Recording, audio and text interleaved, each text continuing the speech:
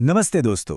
हमारी फिल्मों, कहानियों और समाज ने पहली रात यानी फर्स्ट नाइट को लेकर एक ऐसा हव्वा बना दिया है ना, जो हकीकत से कोसों दूर है। आज के इस खास चर्चा में हम फर्स्ट नाइट के बारे में सबसे बड़े झूठ और उनसे जुड़ी उन तमाम बातों का पर्दाफाश करने वाले हैं जिन्हें हम सच मानते आए हैं। सच कहूं तो इसके आसपास इतना शोर और इतना ज्यादा प्रेशर होता है कि ये पल खुशी का कम और एक घबराहट भरा टेस्ट ज्यादा लगने लगता है।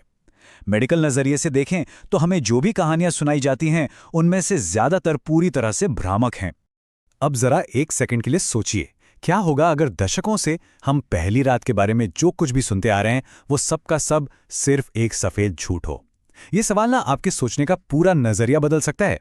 हम अक्सर इस अनुभव को एक बहुत बड़े परफॉर्मेंस या किसी अग्नि परीक्षा की तरह देखते हैं, जबकि असल में इंटीमेसी या अंतरंगता पूरी तरह से एक बेहद पर्सनल और आपसी जुड़ाव का खूबसूरत अनुभव है। तो चलिए आज इस पूरे मामले को एक एकदम नए और सही नजरिए से देखते हैं। आज हम मुख्य रूप से उन 3 बड़े झूठों की धज्जियां उड़ाने वाले हैं जो सबसे ज्यादा सुने जाते हैं, जैसे कि दर्द होना तो तय है, पहली बार में प्रेगनेंसी नामुमकिन है और आपको एकदम परफेक्ट होना ही पड़ेगा। आइए देखते हैं कि साइंस इन बातों के बारे में असल में क्या कहता है।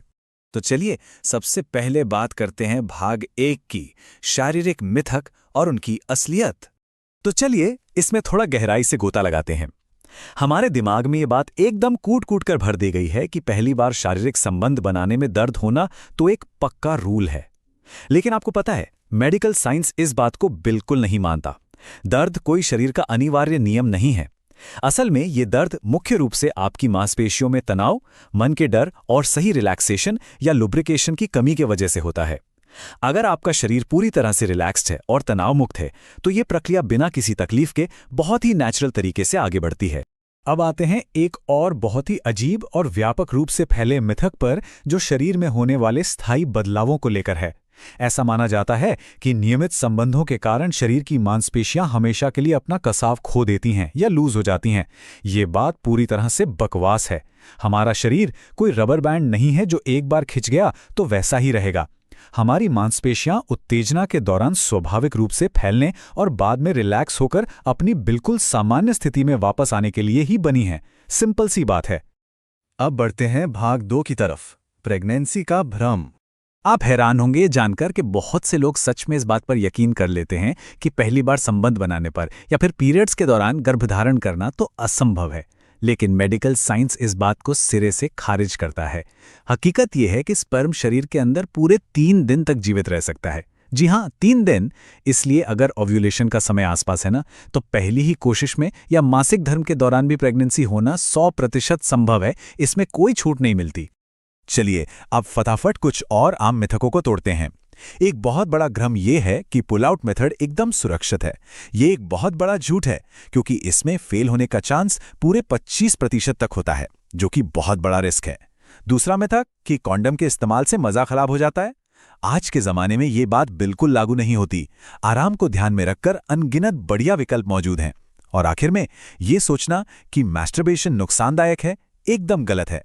बल्कि विशेषज्ञ तो ये मानते हैं कि ये शरीर को आराम पहुंचाने और तनाव दूर करने का एक बहुत ही शानदार तरीका है।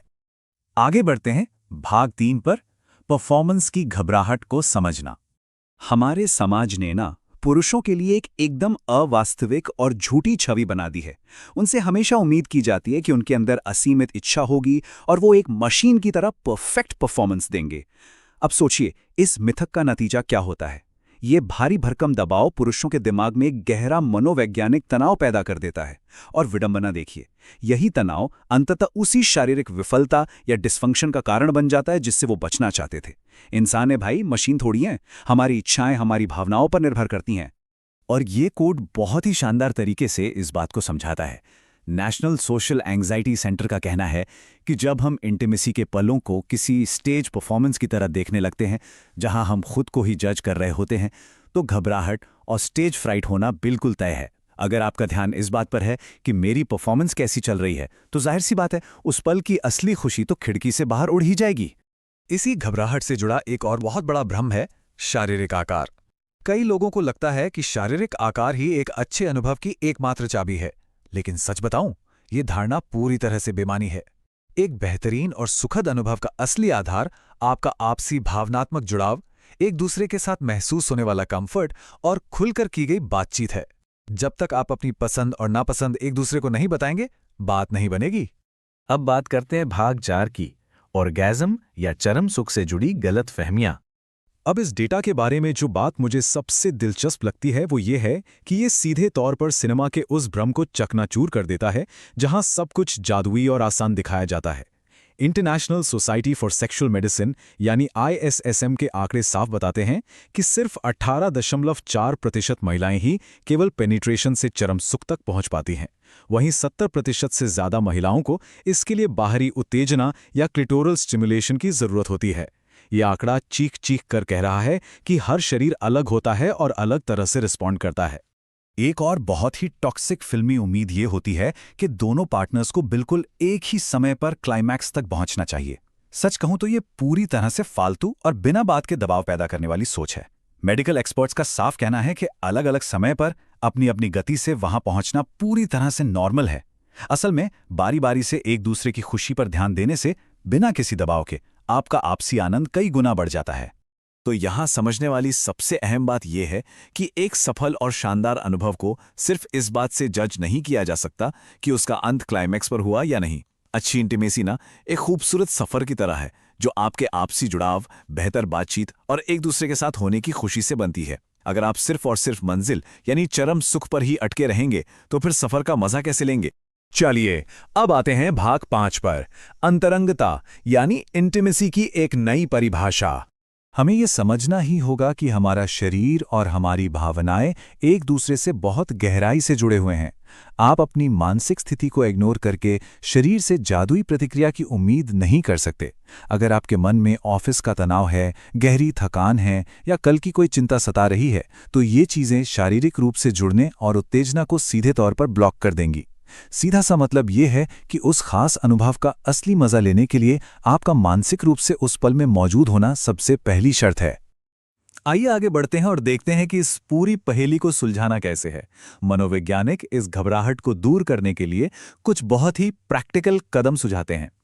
पहला कदम है अपनी सोच को बदलना, यानी परफॉर्मेंस के बारे में सोचने के बजाय सिर्फ खुशी पर ध्यान देना। दूसरा है माइंडफुल फोकस, यानी जो पल अभी चल रहा है पूरी तरह से उसी में जीना। और तीसरा है बिना किसी दबाव के एक दूसरे के करीब आना, जहां कोई टारगेट सेट ना हो, बस एक दूसरे के स्पर्श का खूबसूरत एहसास हो। कुल मिलाकर बात सिर्फ इतनी सी है कि अपने अंदर बैठे उस जज को चुप कराना बहुत जरूरी है, जो हर पल आपको मार्क्स दे रहा है। इस स्टेज फ्राइट को अपने दिमाग से बाहर निकाल फेंकिए।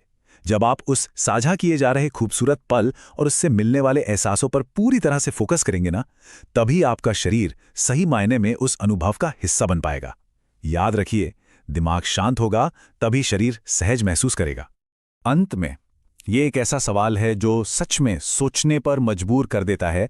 क्या हम अनजाने में इन बेबुनियाद सामाजिक मिथकों को इतनी अहमियत दे रहे हैं कि वो दो लोगों के बीच के खूबसूरत जुड़ाव को किसी तनावपूर्ण परीक्षा में बदल रहे हैं? हमेशा याद रखिए, सच्ची अंतरंगता एक दूसरे के सामने खुद को बिना किसी डर के पेश करने और दिल से बात करने के बारे में है, न किसी ऐसी परफॉर्मेंस के बारे में जिसके लिए आपको कोई मेडल मिलने वाला हो। अब जब आप ये सब जान चुके हैं तो इन सारे भ्रमों को पीछे छोड़िए और हकीकत को अपनाइए। इस खास चर्चा में मेरे साथ जुड़ने के लिए आपका बहुत बहुत धन्यवाद।